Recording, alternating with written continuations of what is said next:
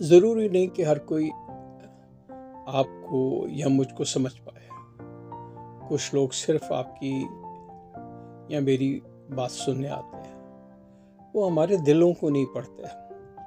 کچھ کو آپ کے درد میں بھی ایسے دکھاوا سا لگتا ہے کہ آپ بناوٹی ہیں یا میں بناوٹی کر رہا ہوں.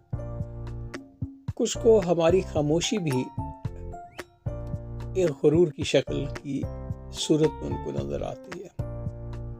اصل میں لوگ سمجھتے نہیں، سمجھانے کے عادی ہو گئے ہیں. اس لیے سکون اسی دن ملتا ہے جب آپ یہ بات مان لیتے ہیں کہ ہر رشتہ احساس کا نہیں ہوتا. کچھ فاصلے نبھانے کے لیے بھی ہوتے ہیں. اللہ آسانیاں پیدا